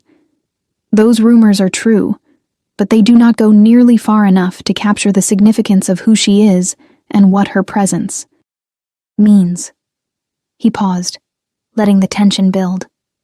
20 years ago, the Moon-Blessed bloodline was believed to have been completely destroyed in a massacre orchestrated by my father. Every man, woman, and child murdered in a single night of violence. It was one of the darkest moments in our kingdom's history, a crime that has haunted us ever since. But we were wrong about one thing. One Moon-Blessed survived. He turned to Nora, his amber eyes fierce with pride and protection. This is Nora Moon. Blessed, daughter of Queen Ariana Moon. Blessed, rightful heir to the Moon-Blessed territories and the last living member of that bloodline. She is also my fated mate, recognized by both our wolves and blessed by the Moon Goddess herself. The hall erupted. Some people cheered, clearly moved by the romantic drama of the revelation. Others shouted questions or objections, their voices overlapping into chaos, and a few remained perfectly silent, their expressions unreadable, and those were the ones that worried Nora most. Matthias raised his hand, an alpha command rolled through the room like thunder, forcing everyone to silence. I know this is unexpected. I know many of you had invested in different expectations for my future, but the mate bond is sacred law, and I will not dishonor it or pretend it does not exist for political convenience. Lady Cassandra and I have mutually agreed to end our engagement. The alliance with the Nightshade Pack will continue in other forms, but my future lies with my mate. He looked directly at several of the ancient blood family representatives. I also know that the return of a Moon-Blessed heir will make some of you uncomfortable. The power that bloodline represents, the questions it raises about the past, the changes it might bring to the present. But I'm making this clear now. Nora Moon-Blessed is under my personal protection. Any threat against her is a threat against me. Any attempt to harm her will be considered an act of war against the Blackthorn throne. His voice dropped, taking on a dangerous edge. And I hope everyone remembers what happens to those who wage war against me. The message was received. Nora could see it in the way people shifted nervously, in the calculation that flickered across faces as they reassessed their options. She was no longer just a kitchen Omega. She was the Alpha King's mate, and the last Moon-Blessed heir. She had become untouchable, at least officially. But official protection and actual safety were not the same thing, as the attack on Helena had proven. Lady Nora will begin training to take her place as queen, Matthias continued. She will learn our customs and laws, will work with my council, and will eventually claim her ancestral seat on the High Court. This transition will take time, and I expect everyone to show patience and respect during the process. He looked directly at Nora then, and the warmth in his expression was just for her. I also expect everyone to recognize that she is already more than qualified to stand beside me. The grace and strength she has shown in the face of overwhelming circumstances speaks to the quality of her character and the depth of her power. We are fortunate to have her return to us. The words were pretty, political, designed to win support and neutralize opposition. But Nora heard the genuine emotion beneath them, felt through the mate bond how much Matthias meant what he said. He truly believed in her, truly wanted her to succeed. It was terrifying and exhilarating in equal measure. Now, Matthias gestured to the assembled crowd. Who wishes to be the first to formally welcome the return of the Moon Blessed and acknowledge Lady Nora as my mate and your future queen? For a long moment, no one moved. The silence stretched uncomfortably as people looked at each other, waiting to see who would make the first move. Then Lady Lyanna Moonstone stepped forward, her silver and black robes swirling around her as she approached the platform. She knelt before Nora with fluid grace, her head bowed in a gesture of profound respect. On behalf of the Moonstone family and in memory of the alliance that once existed between our bloodlines, I welcome your return, Lady Nora. The loss of the Moon Blessed has been a wound in the fabric of our world for 20 years. Your survival brings hope that such wounds can heal. She looked up, her moonstone eyes sincere. I pledge the resources and knowledge of my family to aid in your training and protection. Whatever you need only ask. The public pledge was powerful, and it broke the logjam. Others began to come forward, representatives from various packs and families, offering their own words of welcome and support. Not everyone was sincere, Nora could tell from the false smiles and calculated pleasantries, but enough seemed genuine that she started to believe maybe this could work. Maybe she could find a place here. Then she saw him. A man standing. At the back of the hall, not approaching, not offering welcome. Just watching with cold, assessing eyes that made the hair on the back of her neck stand up. He was older, perhaps 50, with iron-gray hair and the bearing of someone used to authority. He wore the colors of the Ironwood family, another ancient bloodline, and when his gaze met hers, Nora felt a chill run through her entire body. Trust no one with ancient blood, her mother's voice whispered. She could not look away from him. Could not shake the feeling that she was staring at her enemy, even though she had no proof. No evidence beyond instinct and a dying woman's warning. Then he smiled. It was a thin, cold expression that never reached his eyes, and it felt like a knife sliding between her ribs. He inclined his head in a mockery of a bow, then turned and left the hall before the ceremony was complete. Who was that? Nora grabbed Matthias's arm as soon as there was a break in the stream of well-wishers. The man who just left. Gray hair, ironwood colors. Who is he? Matthias followed her gaze to the empty doorway, his expression darkening.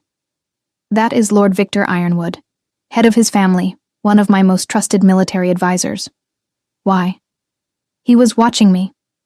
Nora could not explain the depth of her unease, the way every instinct screamed danger when she looked at that man. And when I noticed him, he smiled.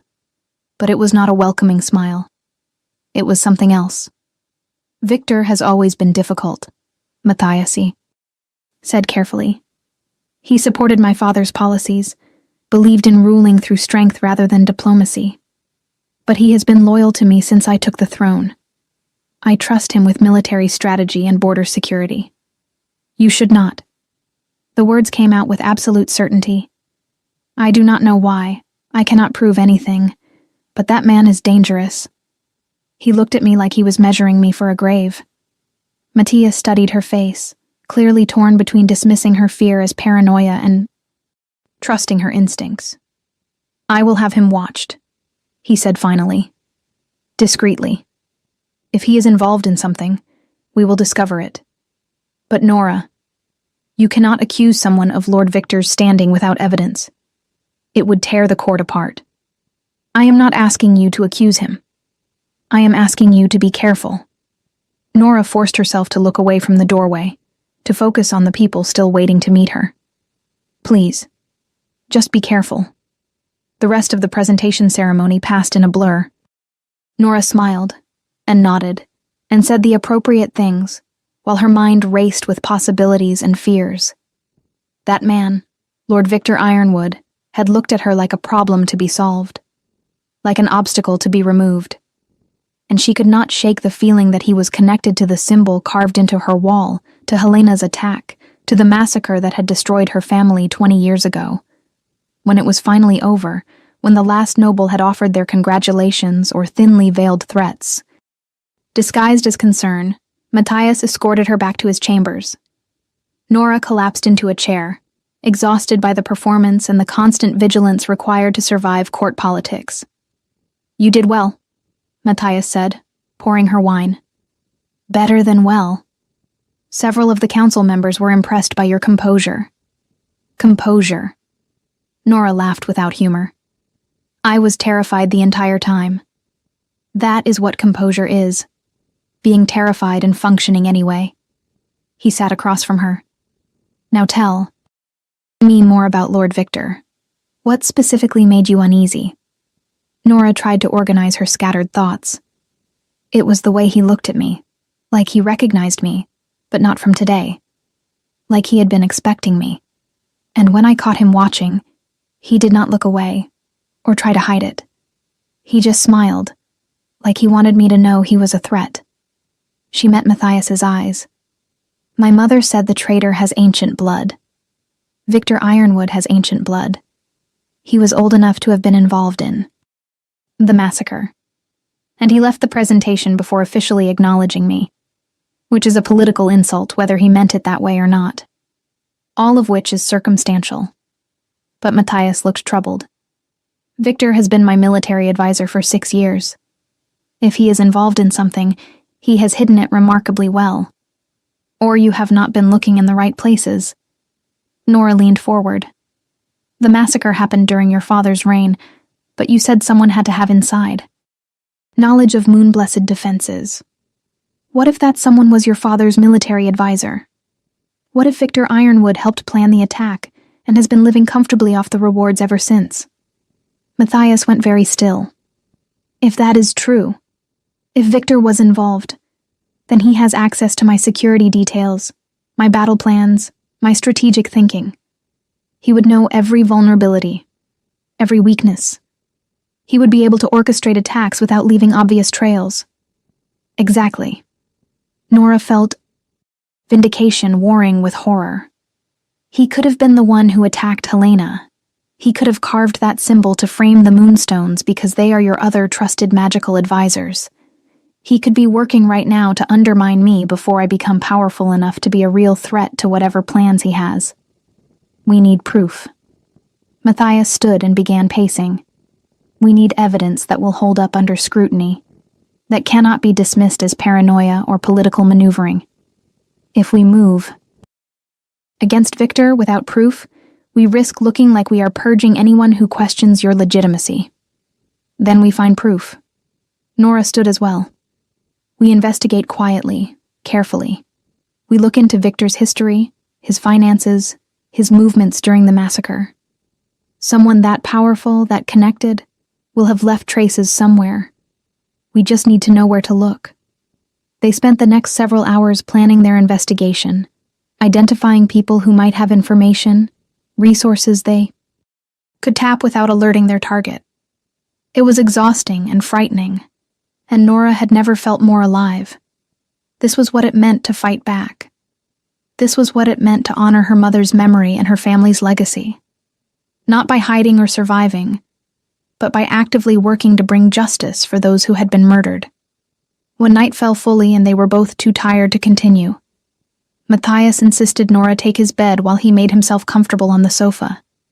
She protested, but he was immovable on the subject. You need real rest, he said firmly.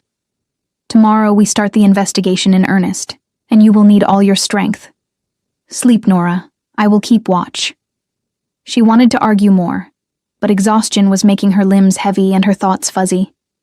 So she climbed into the massive bed, surrounded by pillows that smelled like cedarwood and smoke, and let herself sink into the first real sleep she had experienced in days. Her dreams were strange and vivid. She walked through moonlit forests, with silver light trailing from her fingertips. She stood before a great pool of water that reflected not the sky above, but something deeper, older. And she heard her mother's voice, clear as if Ariana Moon blessed stood beside her. You are stronger than you know, my star child. The power in your blood is awakening. Trust your instincts. Trust your mate. But beware the wolf who wears two faces. Victor Ironwood is not what he seems, but he is not working alone. Find the second face, and you will find the truth. Nora woke gasping, the dream so vivid it felt like prophecy. Moonlight streamed through the windows, and she realized it was past midnight, that she had slept for hours. Matthias was still on the sofa, but he was not sleeping. He stood by the window looking out over the kingdom, his expression distant and troubled. You are supposed to be resting, Nora said softly. He turned, surprise flickering across his face. I could say the same to you. It is the middle of the night. I had a dream. Nora climbed out of bed and moved to stand beside him. My mother was in it. She said Victor is not working alone, that there is a second face we need to find. Matthias looked at her intently. Do you think it was just a dream or something more? I do not know. Nora touched the necklace at her throat. But it felt real. Moonblessed are supposed to have prophetic abilities, right? The ability to see possible futures? They did. Matthias turned fully toward her. Your mother was particularly gifted in that area. Some said she could see weeks or months ahead, that she knew the massacre was coming, but could not prevent it, because the future she saw was too tangled, too many variables. If she knew, why did not she run? Why did not she take me and disappear? The question had haunted Nora for years. Because she believed her best chance of saving you was to stay and fight, to hide you using magic and sacrifice herself to give you time to escape. Matthias's voice was gentle. She saw multiple futures, Nora. In most of them, you both died. In a few, she survived, but you did not. In only one, you survived alone. So she chose that future, did everything necessary to make it real, even though it meant her own death. Tears stung Nora's eyes. How do you know that? Because she told me before she died. She said she had seen this moment, seen me standing before her while she bled out, and she made me swear to protect you when you appeared because that was the only future where you got to live. She knew you would come back eventually, knew you would seek answers about what happened. She just did not know when. Matthias reached out and wiped a tear from Nora's cheek. Your mother loved you more than anything. She gave her life so you could have yours. Do not waste her sacrifice by doubting your worth or your right to be here. The words broke something open in Nora's chest. Some dam she had been holding against the grief and loss. She stepped forward and Matthias caught her, wrapped his arms around her while she cried for her mother, for her lost family, for the 20 years of hiding and fear and loneliness. He held her through it all, steady and strong, the mate bond between them glowing silver in the moonlight. When the tears finally subsided, Nora pulled back enough to look up at him. Thank you for telling me that, for helping me understand. Always. His hand came up to cup her face. I will always tell, Nora, even when it hurts, even when it is difficult. You deserve nothing less. They stood like that for a long moment, the moonlight painting them both in silver, the mate bond humming with intensity that made breathing difficult. Then Matthias leaned down and kissed her. It was gentle at first, tentative, as if he was giving her time to pull away. But Nora did not pull away. She wrapped her arms around his neck and kissed him back with all the emotion churning inside her, all the fear and hope and desperate need for connection. The kiss deepened, became something hungry and urgent. The mate bond flared between them like wildfire, demanding completion, demanding acknowledgement. Nora felt her wolf surge forward, felt it crying, yes, finally home, and she knew Matthias's wolf was responding the same way. Nora. He breathed her name against her lips. If we do this, if we complete the bond, there is no going back. You will be mine and I will be yours in every way that matters. Are you certain? Yes. She did not hesitate. I am certain. I want this. I want you. What followed was inevitable and perfect and transformative. They moved together to the bed, shedding clothes and barriers, learning each other's bodies with hands and mouths and whispered promises. When Matthias finally claimed her, when the mate bond snapped into place with the force of destiny fulfilled, Nora felt her power explode outward in a cascade of silver light that filled the room like a star-going supernova. The windows rattled. The air hummed with magic. And somewhere in the palace, Nora knew, sensitive wolves felt the pulse of moon-blessed power awakening fully for the first time in 20 years. She did not care who knew. She did not care about politics or danger or the investigation they still had to complete. In this moment, wrapped in Matthias's arms with their bond glowing between them like a living thing, Nora finally understood what it meant to belong. She was Moon. Blessed. She was mated to the Alpha King. She was home. And she was ready to fight for the future her mother had died to give her. The next morning brought consequences and revelations in equal measure. News of the completed mate bond spread through the palace like wildfire, and the reactions were predictably mixed. Some celebrated the romantic union of the Alpha King and his fated mate. Others worried about the political implications, the shift in power dynamics, the uncertainty that change always brings. But all recognized that something fundamental had shifted, that Nora was no longer an unknown quantity, but a force to be reckoned with. Lady Lyanna Moonstone arrived at breakfast with ancient texts and a knowing smile.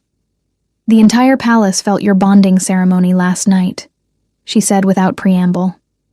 That level of power release has not happened in living memory. Your magic is fully awakened now. We need to begin advanced training immediately. She spread the texts across the table. These are moon-blessed journals, records of power usage and magical theory that my family preserved after the massacre. If we are going to help you master your abilities, you need to understand what you are capable of. Nora studied the elegant script, feeling something resonate deep in her chest. This was her heritage, her birthright, written down by ancestors she would never know, but who lived on through their knowledge. Thank you for preserving these, for bringing them to me. It is the least I can do. Lyanna's expression was sincere. The Moonstones failed to protect the Moon Blessed when it mattered. We will not fail again. Before Nora could respond, a guard rushed in, his face pale. Your Majesty, there has been another incident. Lord Victor Ironwood's chambers were broken into last night. His study was ransacked and several documents are missing. Matthias and Nora exchanged sharp glances. When? Matthias demanded. Sometime between midnight and dawn. The guards on duty saw nothing unusual, heard nothing suspicious. It was a professional operation. The guard hesitated. Lord Victor is demanding an audience. He believes this is connected to Lady Nora's presentation, that someone is trying to frame him or discredit him because of his concerns about the Moon-blessed return. Concerns he never expressed publicly. Nora kept her voice level. Interesting that he is raising them now, after his chambers were searched. What was taken? Matthias asked the guard. We are still cataloging, but the initial assessment suggests military records from 20 years ago. Battle plans, troop movements, correspondence with the late king. The guard looked uncomfortable. Records from the time of the Moon-blessed massacre. Nora felt ice flood her veins. Someone had gone after Victor's records, had stolen evidence that might prove his involvement in the massacre. Either Victor himself was destroying evidence, or someone else was protecting him, or this was all an elaborate setup to make them think he was guilty, while the real traitor operated freely. Two faces, her mother had said. Victor Ironwood is not what he seems, but he is not working alone. Tell Lord Victor I will meet with him this afternoon, Matthias said, in the throne room, with witnesses present. This conversation needs to be official and documented. When the guard left, Matthias turned to Liana. I need you to investigate Victor Ironwood. Discreetly. Look into his background, his finances, his connections. If he was involved in the massacre, there will be traces somewhere. Already working on it. Liana's smile was sharp. I had my suspicions about Victor before Lady Nora arrived. His reaction to her presentation confirmed them. Give me 3 days, and I will have everything you need. She gathered her texts and stood. In the meantime, Nora and I should begin training. The more powerful she becomes, the safer she will be, and the more terrified her enemies will be. Over the next few days, Nora threw herself into training with an intensity that surprised everyone. Under Liana's guidance, she learned to call moonlight even in full day, to weave it into shields and weapons and healing light. She practiced until her body ached and her magic reserves were depleted, then pushed herself to go further. She was done being afraid, done being a target. If enemies wanted to come for her, she would meet them with the full power of her bloodline behind her. She also worked with Matthias to investigate Victor Ironwood, carefully, methodically, building a case from fragments and whispers and old records that did not quite add up. They discovered financial transfers that coincided with the massacre, correspondence with known enemies of the Moon Blessed, gaps in Victor's official timeline that he had never explained. But they still lacked the smoking gun, the undeniable proof that would justify moving against someone of his position and power. Then, on the third day, Liana arrived at their chambers with a scroll case that practically vibrated with importance. I found it. Her eyes gleamed with triumph. The proof you needed. Victor kept records, detailed records, of his involvement in the massacre. Dates, names, payment amounts, everything. He documented his own crimes because he never believed anyone would dare investigate him. She spread the documents across the table. He was your father's accomplice in planning the attack. He provided the intelligence about Moon-Blessed defenses, coordinated the timing, even personally led some of the kill teams. And he was paid handsomely for it, both in gold and in territory that used to belong to the Moon-Blessed. Nora stared at the documents with a mixture of vindication and horror. Here it was. Proof that Victor Ironwood had helped murder her family, had profited from their deaths, had lived comfortably for 20 years while she hid and grieved. Why would he keep records? Matthias asked, echoing Nora's thoughts. Why not destroy them? Insurance. Liana pointed to several key passages. Look at the names here. Victor was not working alone. He had partners, co-conspirators from other ancient families who helped plan and execute the massacre. He kept these records to protect himself, to ensure that if he ever went down, he would take others with him. It is a mutually assured destruction pact. Who else? Nora leaned forward, heart pounding. Who else was involved? Liana's finger traced down the list. Members of the Ravenwood family, the Silverfang pack, even a few nightshades, though not Cassandra herself, she would have been too young. She paused at the bottom of the page. And someone from the Moonstone family. My family. The pain in Liana's voice was evident. My uncle, who died 5 years ago.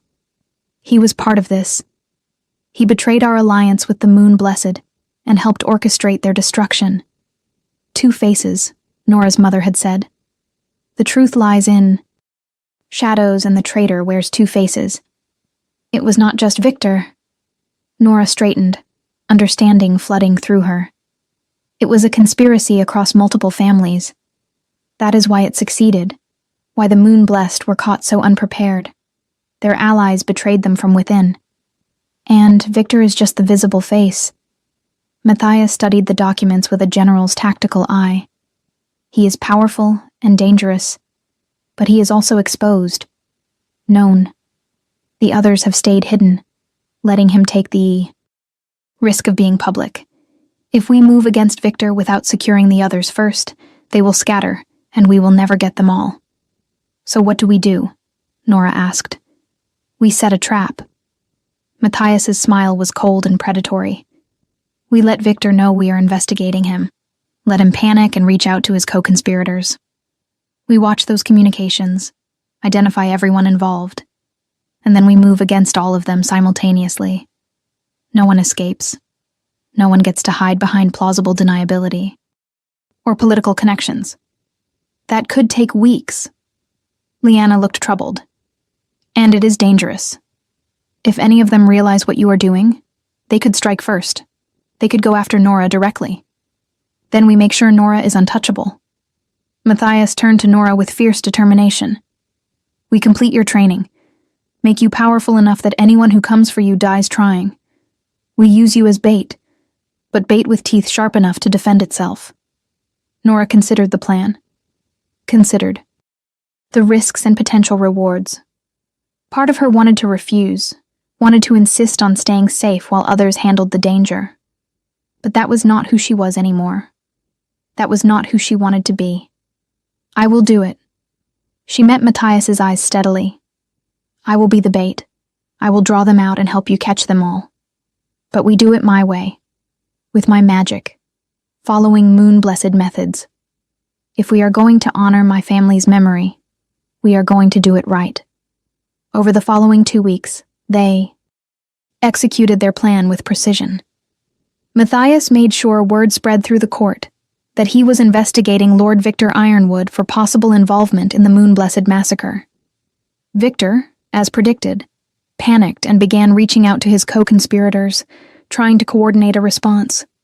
They watched and documented every communication, every meeting, every attempt to destroy evidence or manufacture alibis. Meanwhile, Nora trained harder than ever. She learned to manifest her wolf fully. For the first time, discovered that her moon-blessed blood gave her a larger, more powerful form than typical wolves. She mastered combat magic, could now fight with moonlight blades and shields that could deflect almost any attack. And she discovered the prophecy gift, learned to still her mind, and let possible futures flow through her consciousness like water. The visions were not always clear, not always useful, but they gave her an edge. Let her sense danger before it arrived. Throughout it, her bond with Matthias deepened. They were partners now in every sense, united by fate and choice, and the shared determination to bring justice for crimes too long hidden. He supported her through the grueling training, celebrated her victories, held her through the nightmares that still came sometimes when she remembered her mother's death. And she gave him hope, showed him that the future could be different from the past, that redemption was possible even for sins committed by others. The final confrontation came on the night of the new moon, when Nora's power should have been at its weakest. Victor and his co-conspirators had planned it that way, had chosen that specific night to strike, believing she would be vulnerable. They were wrong. Nora had learned in her training that moon-blessed power did not actually disappear during the new moon. It simply changed, became internal rather than external, defensive rather than aggressive. And she had spent days preparing for exactly this scenario. The attack came at midnight. 6 assassins, all enhanced with dark magic and silver weapons, breached the palace defenses and made their way to Nora's chambers. They found her waiting, standing in the center of the room with moonlight she had stored in crystals earlier glowing around her like captured stars. Lord Victor sends his regards, one of them said, raising a silver blade. He says the moon-blessed should have stayed dead. He can tell me himself. Nora released the stored moonlight in a blinding flash that sent the assassins staggering back. Then she called her wolf and transformed, her larger moon-blessed form rippling with silver light even in the darkness of the new moon. The fight was brief and brutal. The assassins were skilled, but they had never faced a moon-blessed warrior at full power. Nora moved like liquid silver, her moonlight blades cutting through their dark magic, her shields deflecting their silver weapons. Within minutes, all 6 were subdued, bound in chains of solidified moonlight that would hold them until the guards arrived. When Matthias burst into the room with his security detail, he found Nora standing human again, breathing hard but uninjured, surrounded by defeated attackers. It worked. she said simply. They came, and I was ready. The interrogation of the assassins led directly to Victor Ironwood and his co-conspirators. Faced with undeniable evidence and testimony from multiple sources, they could not deny their involvement in the massacre. The trials were swift and public, the judgments harsh but fair.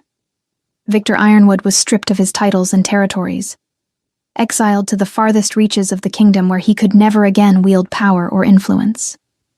The others received similar punishments, their families disgraced, their legacies destroyed. It was not enough to bring back the Moon Blessed who had died, could never be enough to heal that wound completely. But it was justice. It was truth, brought to light after 20 years of darkness. And it was closure, the ability to finally let the past rest while building a new future. 3 months after the trials concluded, on the night of the full moon, Nora Moonblessed was officially crowned Queen of the United Pax. She stood before her people, wearing the ceremonial robes of the Moon Blessed, the ancient necklace glowing at her throat, with Matthias beside her as her king and mate and partner. The ceremony was beautiful and solemn, witnessed by representatives from all 5 kingdoms, and blessed by every pack elder who could travel to attend. When Lyanna Moonstone placed the silver crown on Nora's head, when the assembled wolves howled their acceptance of their new queen, Nora felt her mother's presence like a warm hand on her shoulder. Well done, my star child. You have honored your heritage and built something new from the ashes of what was lost. I am proud of you. Always. The voice faded, but the feeling of peace and pride remained. Nora looked out over her kingdom, over the people who had accepted her despite her rough beginning, and she knew that this was what her mother had seen in her visions. This was the future worth dying for. This was why Ariana Moonblessed had sacrificed everything. Not so Nora could simply survive, but so she could thrive. So she could reclaim what was stolen and build something better from the ruins. The Moonblessed had returned, and under Nora's leadership, they would create a legacy of healing and justice that would endure for generations to come. As the ceremony concluded and celebrations began, Matthias pulled Nora close and kissed her forehead. How does it feel, Your Majesty? To finally be home. Nora smiled up at him, her eyes bright with tears of joy rather than grief. Like I am exactly where I am supposed to be. Like everything, even the pain and fear and years of hiding, led me here to this moment. To you. To us. To this future we are going to build. Together. Together, Matthias agreed. And as moonlight bathed them both in silver, as their bond glowed bright enough for everyone to see, they began the next chapter of their story. Not with fear or doubt, but with hope and love, and the unshakable certainty that they could face whatever came next. Together, they were unstoppable. Together, they would honor the past while creating a future worth believing in. The Moonblessed had risen again, and this time, they would never fall.